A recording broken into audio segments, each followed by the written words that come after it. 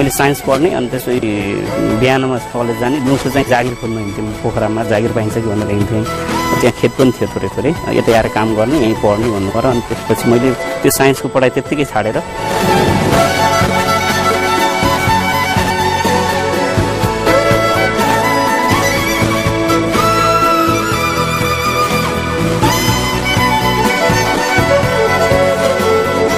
खुसी लाग्छ। भाग्यमानी ठान्छु।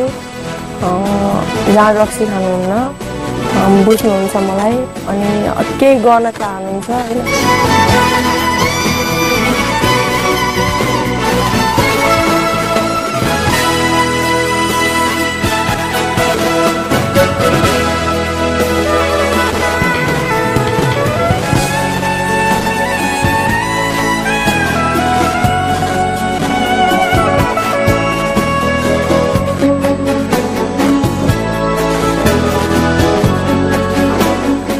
चाहिँ को साथसाथै चाहिँ समाजलाई पनि चाहिँ केही चाहिँ एउटा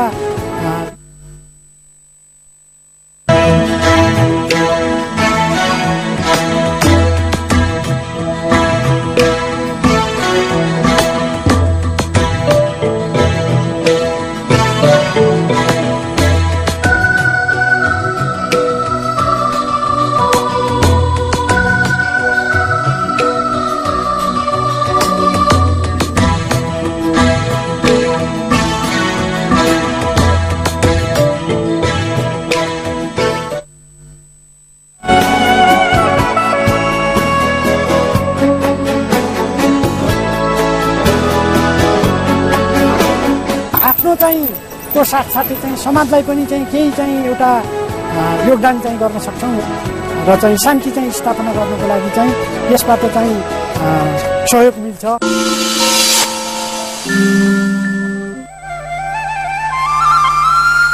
बागलुङ जिल्लाको रायडाँडा गाविसको रायडाँडा नामकै गाउँको एक गरिब परिवारमा एक सानो बालकको रूपमा एउटा व्यक्ति जन्मिन्छ। बिस्तारै हुर्कदै जान्छ, पढ्दै जान्छ। जब एसएलसी प्रथम श्रेणीमा पास हुन्छ तब उसलाई इच्छा लाग्छ विज्ञान विषय लिएर पढ्ने र ठूलो मान्छे बन्ने। हुन त विज्ञान पढ्दैमा ठूलो मान्छे बनिने, अरू पढ्दैमा नबनिने होइन, तर त्यो किशोर मस्तिष्कमा त्यो छाप परेको हुन्छ। भर्ना पनि हुन्छ विज्ञान विषयमै। तर विडम्बना, गरिबी उसको सामु अभिशाप बनेर उभिन्छ। फी तिर्न नसकेर उसले परीक्षा दिन पाउँदैन। त्यसपछि एकाएक झर्न पुग्छन् उसको सपनाबाट सुन्दर फूलहरू, अनि फर्किन्छ निराश भएर आफ्नो गाउँतिर। पढ्ने सवालमा पहिला त म मामाकोमा बस्थेँ, काम पनि गर्थेँ, केही सपोर्ट हुन्थ्यो मामाकोबाट। त्यहाँ काम छोडिसकेपछि मामाकोबाट सपोर्ट हुने कुरो भएन। अनि मैले घरबाट चाहिँ, अब घरमा हामी धेरै भाइ थियौँ, अरू दाईहरू पनि पढ्दै हुनुहुन्थ्यो होइन। दाईहरूको पढाइसकेर एक दुईजना दाईहरू चाहिँ पढाइ छोड्नु भएको थियो, क्याम्पस कलेज पढाउने अवस्था नभएर। अनि बहिनीहरू पढ्दै थिए, भाइहरू पढ्दै थिए, त्यही भएर अलिकति समस्या भयो, आर्थिक समस्या भयो। मैले साइन्स पढ्ने अनि त्यसपछि बिहानमा कलेज जाने, दिउँसो चाहिँ जागिर खोज्न हिँड्थेँ। म पोखरामा जागिर पाइन्छ कि भनेर हिँड्थेँ। त्यो गर्दा गर्दै त्यति बेला एक वर्ष हामी 56-57को ब्याच थियो। फर्स्ट इयरको मेरो इक्जाम आउँदै थियो 58 सालमा। आर्थिक अवस्थाले पैसाको कुरा गर्दा आमाले मैले कुनै हालतमा तँलाई पढाउन सक्दैन, बरु एक वर्ष भए पनि तैँले छोड भन्ने कुरा भइसकेपछि, पैसा दिन नसक्ने अवस्था भएपछि मैले चाहिँ साइन्सको फर्स्ट इयरको जाँच दिएर, अनि त्यसपछि मेरो दाइले त्यति बेला इन्डियामा जागिर गर्नुहुन्थ्यो। जेठो दाइले भर्ती हुनुभएको थियो इन्डियन आर्मीमा, फर्स्ट भर्ती भइसक्नु भएको थियो। दाइलाई सल्लाह गरेर पछि दाइले, अनि त्यसपछि बर्दाघाटमा विवाह गर्नुभएको थियो दाइले होइन। मैले तँलाई पोखरा राखेर पढाउन सक्दिनँ, त्यहाँ खेत पनि थियो थोरै थोरै, यतै आएर काम गर्ने, यहीँ पढ्ने भन्नु पर्यो। अनि त्यसपछि मैले त्यो साइन्सको पढाइ त्यत्तिकै छाडेर बर्दाघाटको सिमपानी दिव्यज्योति क्याम्पसमा, त्यहाँ कमर्स रहेछ, उहाँ खेतमा काम गर्ने गर्दै गर्दै मैले आइकम त्यहाँबाट पास गरेँ।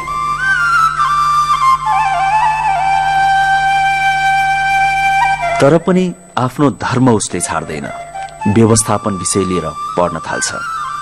हरेक विषयको उत्तिकै महत्त्व रहेको कुरा उसले बिस्तारै आभास गर्न थाल्छ।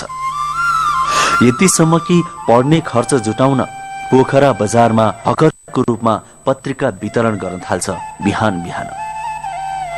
केही समय पढेपछि बागलुङ जिल्ला स्थित एक रेडियो बागलुङ एफएममा प्राविधिक भएर काम गर्न थाल्छ। सुरुमा त सिक्ने क्रममा जे परे पनि गर्ने गरेको हुन्छ उसले, तर पछि प्राविधिक हुँदै लेखापालसम्म बन्न पुग्छौ। अझ पनि उसका सृजनशील र उद्यमी चाहना पूरा भएका हुँदैन।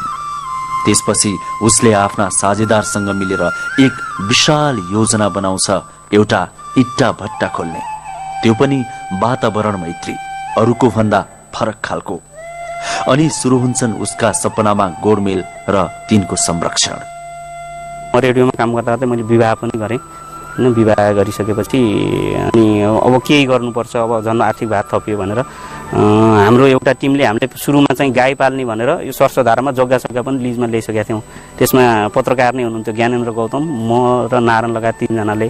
अनि त्यो गर्दा गर्दै त्यो जेठको समय रहेछ, हामीले त्यहाँ जग्गा पुरा गर्ने बेला उसले धानको बिउ राखेको हुनाले धानको बिउ मङ्सिर अगाडि दिँदैन भनेर अनि त्यो छोडेर म यता लागेको हो। रेडियोबाट चाहिँ बाँच्नु सकिँदैन, अब चाहिँ आर्थिक भार होइन, बच्चा बच्ची हुने, विवाह गरिसकेपछि अनि चाहिँ केही गर्नुपर्छ भन्ने हुनाले र अनि प्रकाशजीहरूले पनि हाम्रो साथीहरूले अरू उता ह्याचरी सुरु गर्नुभएको थियो।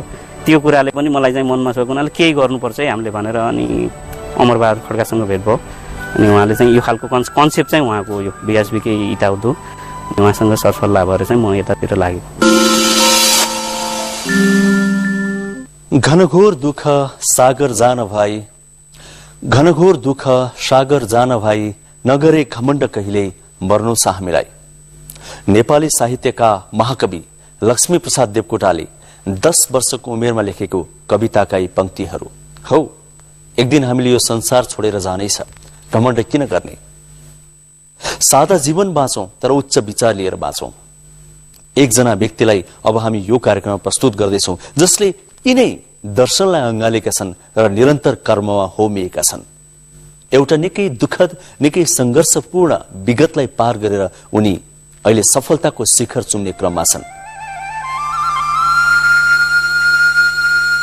हो, मिलन कुमार केसी सामान्य परिवारबाट जन्मेर संघर्षको एक सिंगो अध्याय पार गरेर प्रगतिको यो अवस्थामा आइपुग्ने एक रोल मोडल नै मानिएका छन् धौलागिरी अञ्चलमा।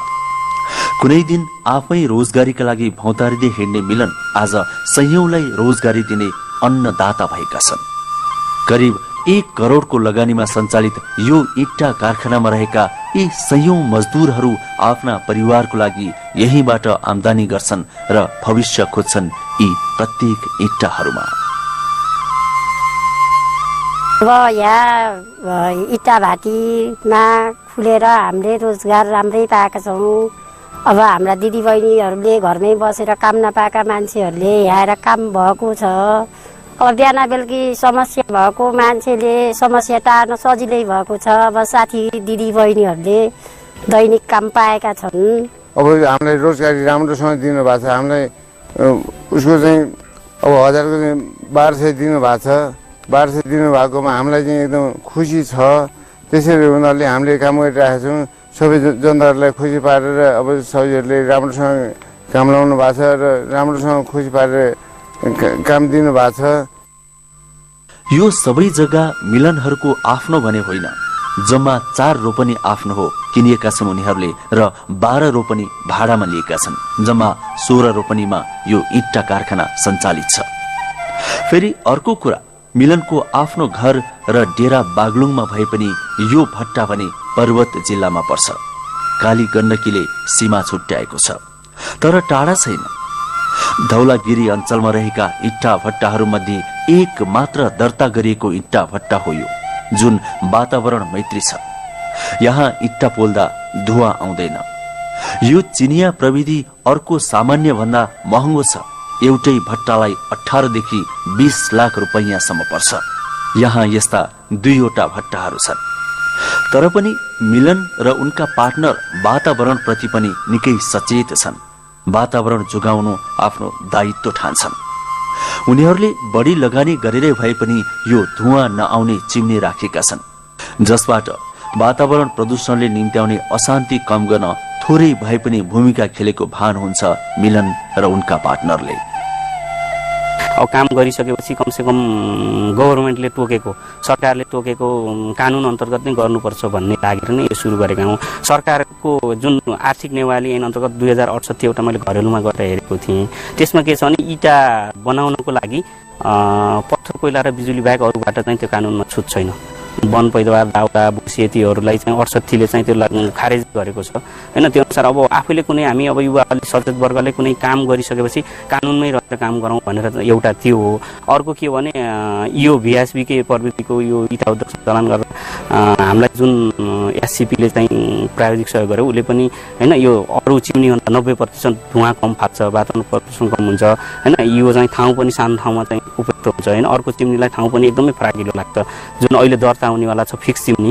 अरू त त्यो सार्नेवाला चिम्नी त दर्ता नै हुँदैन।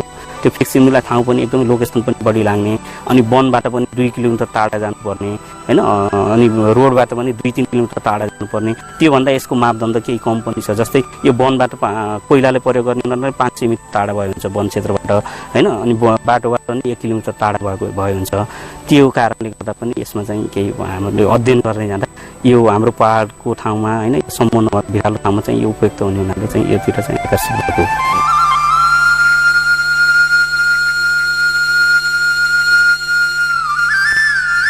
मिलनका पार्टनर अमर बहादुर खड्का पनि निकै मेहनती र मिलनसार छन्। गतिला पार्टनर नपाएका र जता लगानी गर्यो त्यतै समस्या आएर दिक्क भएका उनी मिलन जस्तो असल साथी पाएकोमा निकै खुसी छन् र मेहनत गर्न थालेका छन्। उनीहरू एक हप्ता पालो मिलाएर कारखानामा बस्छन्। जो कारखानामा बस्छ उसले यहाँको रेखदेख गर्छ र जो बजार अर्थात घर गएको हुन्छ उसले मार्केटिङ गर्ने, डिपोमा हेर्ने आदि काम गर्छन्। उसँग काम गर्दा मलाई धेरै सजिलो पर्छ। उसले लेखा हेर्छ, म यता दायाँमा हेर्छु। ऊ पनि एउटा व्यवसाय गर्नलाई इन्ट्रेस्ट गरिराखेको रहेछ। अनि एकजना प्रकाशजी भन्ने हुनुहुन्छ धौलागिरी एफएममा काम गर्ने, उहाँसँग मेरो पहिलेदेखि राम्रो परिचय थियो। उहाँले नै गर्दाखेरि मलाई मिलनसँग भेट बनाइदिनु भयो र हामी दुईजना मिलेर अहिले चलाइराखेका छौँ। श्रीमती र 2 छोराहरू रहेको मिलनको परिवार निकै सुखी र सुन्दर छ। श्रीमतीको माइतीपट्टिको परिवार जापानमा बस्छ, त्यसैले श्रीमती जापान जाने आउने गरिरहन्छन्। ससुरालीहरूले जापानमै जाने प्रस्ताव पनि नगरेका होइनन्, कहिलेकाहीँ त कर पनि गर्छन्। तर मिलन भने त्यो सोचमा छैनन्। यही बसेर अरूलाई रोजगारी दिएर इज्जत पैसा दुवै कमाउन सकिन्छ भन्ने कुरामा ढुक्क छन् उनी। उनकी श्रीमती पनि मिलनको यो निर्णयप्रति सहमति राख्छिन् र त सफलताको बाटोतर्फ क्रमशः चढ्दैछन् मिलन कुमार केसी। विवाह हुँदा त अब एफएममा काम गर्नुहुन्थ्यो, अनि अब गर्दा बच्चा जन्मे। अनि बच्चा जन्मेपछि अब एउटा त्यो सामान्य एफएमको पैसाले अब खान पुगेन होइन। बाध्यतावश म अब 1 वर्षको बच्चा छोडेर विदेश गएँ। विदेश गएर अनि पैसा थोरै थोरै जम्मा गऱ्यौँ हामीले।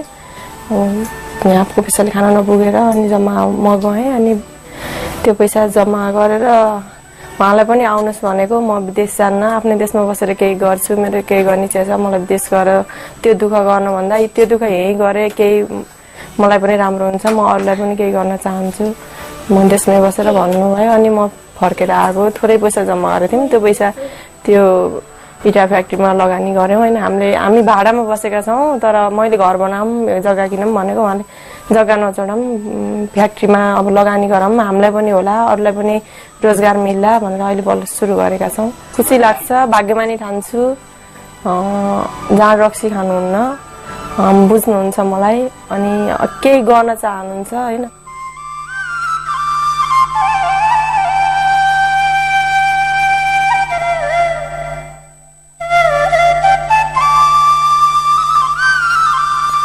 परिश्रम, इमानदारी, सपना जस्ता कुरामा कुनै सम्झौता नगर्ने युवा मिलन केसीको जीवनशैली र अठोट साँच्चै धौलागिरी अञ्चलमा एक नमुना रहेछ।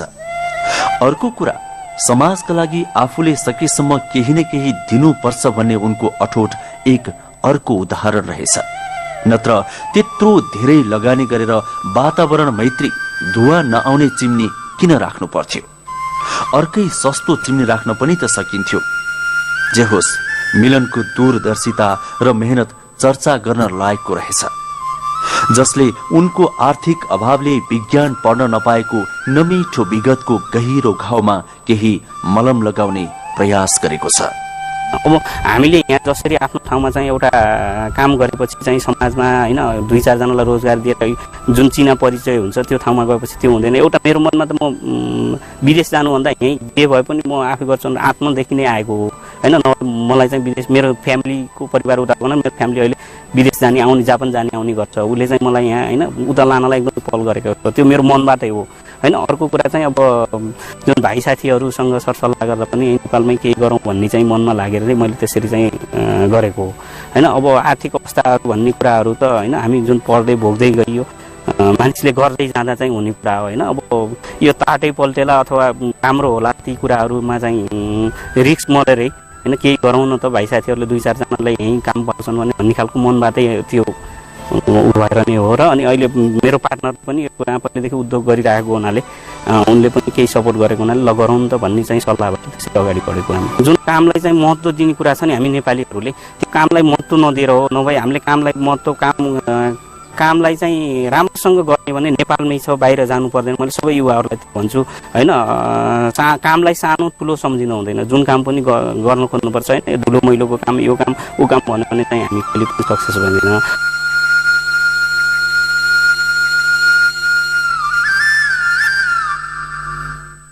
मिलनको यो उद्यम देख्ने बित्तिकै प्रश्न उठ्छ, कहाँबाट ल्याए? आर्थिक अवस्था निकै कमजोर भएका मिलनले लगानी गर्ने यत्रो पैसा? तर उत्तर स्पष्ट छ, केही उनका आफन्तले सहयोग गरेका छन् र केही चाहिँ बैंकबाट ऋण लिएका छन्। जे होस्, केही गर्न खोज्ने व्यक्तिलाई पैसाले रोकिने रहेनछ भन्ने सन्देश समेत उनले प्रवाह गरेको आभास हुन्छ, जसका लागि आवश्यक पर्ने रहेछ मेहनत, इमानदारिता, स्पष्ट लक्ष्य र दूरदर्शिता, जुन कुरा यी उत्साही युवा मिलन कुमार केसीमा प्रशस्तै भेटिन्छ। उहाँले चाहिँ अहिले नेपाल सरकारले चाहिँ यो भ्याटमा चाहिँ उद्योगहरू आउनुपर्छ भनेर भन्ने चाहिँ सुनेपछि बागलुङ धौलागिरी अञ्चलमा एउटा मात्रै चाहिँ उहाँको इटा उद्योग चाहिँ अहिले चाहिँ यो सरकारमा चाहिँ दर्ता कानुन अनुसार चाहिँ दर्ता भएर यो धुवा नआउने प्रकारको चाहिँ चुलो 24 घण्टामा चाहिँ इटा चाहिँ पाक्ने प्रकारको चाहिँ इटा भट्टा चाहिँ तयार पारेर उहाँले चाहिँ यो अहिले निर्माणको कार्य जो तीव्र रूपमा चाहिँ भइराखेको छ र इटाको चाहिँ जति मागहरू छ त्यसलाई आपूर्ति गर्ने कामहरू र त्यसको नाउँमा चाहिँ विभिन्न चाहिँ मान्छेहरूले चाहिँ विभिन्न प्रकारको चाहिँ रोजगारहरू चाहिँ पाउने चाहिँ कामहरू भइराखेको छ। हामी सक्रिय भयौँ, हामीले चाहिँ आफ्नो पाखुराहरू चलाउन खोज्यौँ, हामीले आँटहरू चाहिँ गऱ्यौँ भनेर भने हामी चाहिँ स्रोत चाहिँ देशभित्रै चाहिँ हामी चाहिँ एउटा रोजगारी चाहिँ प्राप्त गर्न सक्छौँ र आफ्नो चाहिँ को साथसाथै चाहिँ समाजलाई पनि चाहिँ केही चाहिँ एउटा योगदान चाहिँ गर्न सक्छौँ र चाहिँ शान्ति चाहिँ स्थापना गर्नको लागि चाहिँ यसबाट चाहिँ सहयोग मिल्छ भन्ने चाहिँ मलाई चाहिँ लागेको छ।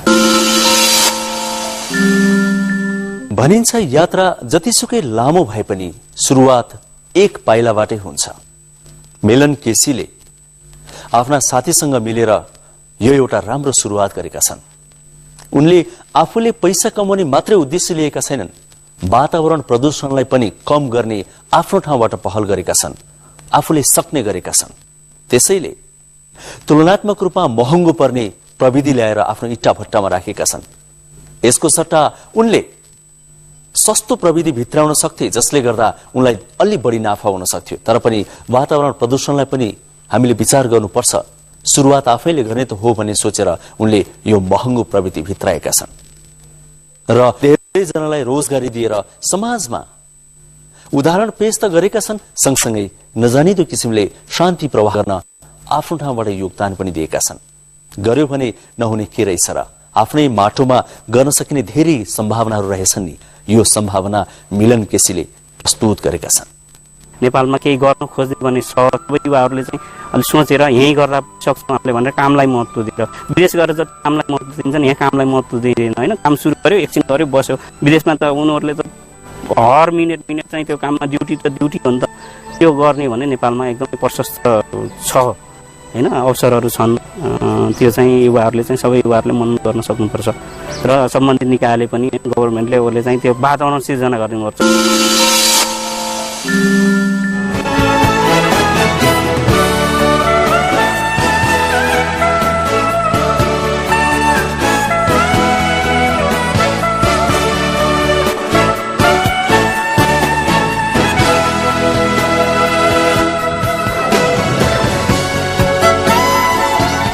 मैले साइन्स पढ्ने अनि त्यसपछि बिहानमा कलेज जाने, दिउँसो चाहिँ जागिर खोल्न हिँड्थेँ पोखरामा, जागिर पाइन्छ कि भनेर हिँड्थेँ।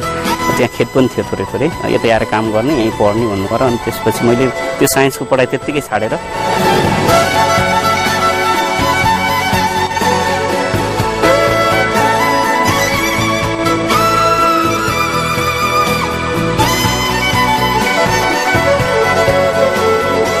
खुसी लाग्छ। भाग्यमानी ठान्छु जहाँ रक्सी खानुहुन्न, बुझ्नुहुन्छ मलाई अनि केही गर्न चाहनुहुन्छ होइन।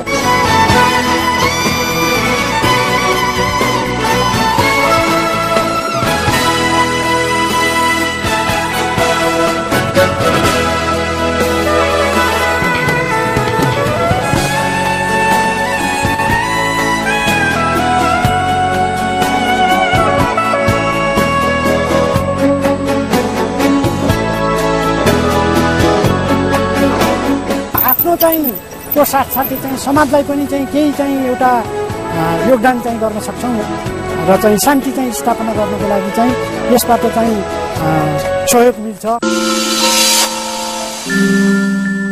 आजको लागि हामी अब छुट्टिन्छौँ किनभने समय सकिन लागेको छ। तपाईले यो कार्यक्रम युट्युबमा पनि हेर्न सक्नुहुन्छ, जुन ठेगाना स्क्रिनमा आएको छ त्यसमा लगइन गरेर। हामी तपाईको बस्तीमा पनि कुनै पनि दिन आउन सक्छौं यस्तै शान्ति दूतहरूको खोजी गर्दै जसको योगदान यो समाजमा महत्त्वपूर्ण रहेको छ। आजलाई सबैजनालाई बिदा दिनुहोस्। यतिन्जेल हामीसँग रहनुभयो, कार्यक्रम हेर्नुभयो, तपाईलाई धेरै धेरै धन्यवाद।